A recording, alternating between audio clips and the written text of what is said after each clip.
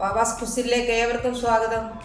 ഇപ്പം നൊയമ്പിൻ്റെ സമയമൊക്കെ അല്ലേ, അപ്പം നമുക്കിന്ന് വെജിറ്റബിൾ ആയിട്ടുള്ള ഒരു റൈസ് ഉണ്ടാക്കാം. ഒരു ചൈനീസ് ഡിഷാണ്. അത് ബിരിയാണി റൈസ് വെച്ച് വേണേലും ഉണ്ടാക്കാം. സാധാരണ എല്ലാവരും ഉണ്ടാക്കുന്നത് ബിരിയാണി റൈസ് വെച്ചാണ്.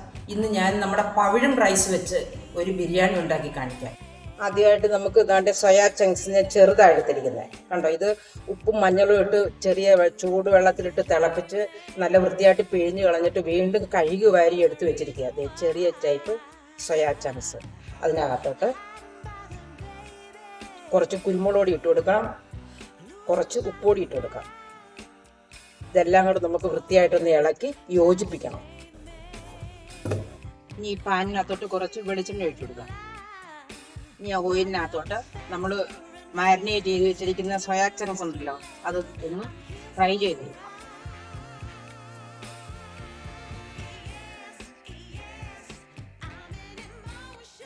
ഇന്ന് വളരെ ടേസ്റ്റി ആയിട്ടുള്ള ഒരു ചൈനീസ് റൈസ് ഉണ്ടാക്കാൻ പോവാം. ബിരിയാണി റൈസിന് പകരം ഞാനിട്ടിരിക്കുന്നത് പവിഴം റൈസാണ്. അത് ഫ്രൈ ആയി ഒരു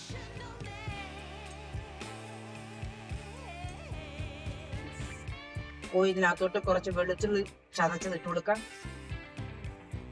കുറച്ച് കറിവേപ്പില ഇട്ട് കൊടുക്കാം. അതൊന്ന് ബ്രൗൺ കളർ ആവുന്ന വരെ ഒന്ന് മുരിച്ചെടുക്കാം.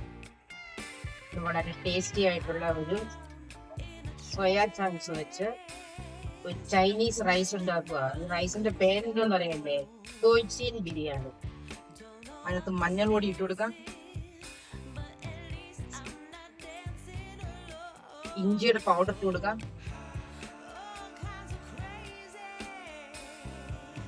കുരുമുളക് പൊടി ഇട്ട് കൊടുക്കാം,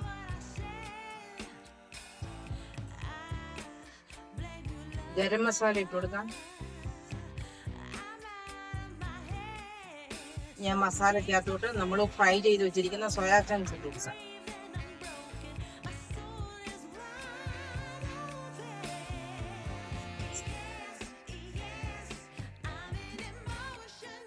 ഞാൻ മസാലയ്ക്കകത്തോട്ട് പവിഴം റൈസ് നമ്മൾ വേവിച്ച് വെച്ചിരിക്കുന്നില്ലേ, അത് ഇട്ട് കൊടുക്കുക.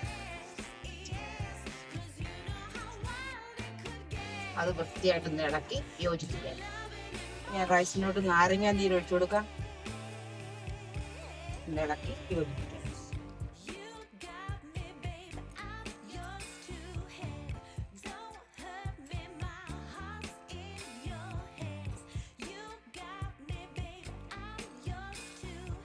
മല്ലിയില ഇട്ട് കൊടുക്കാം.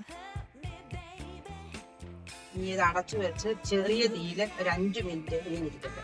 ഇന്ന് വേറെ ഉണ്ടാക്കിയെന്ന് കരുതി മുരിക്ക വെച്ചൊരു തീയല് പാത്രത്തിലോട്ട് നമുക്കൊന്ന് വിളമ്പാം. ചോയ്ചീൻ ബിരിയാണി, ഒരു ചൈനീസ് റൈസ്. ചോയ്ചീൻ ബിരിയാണി, ചൈനീസ് ബിരിയാണി.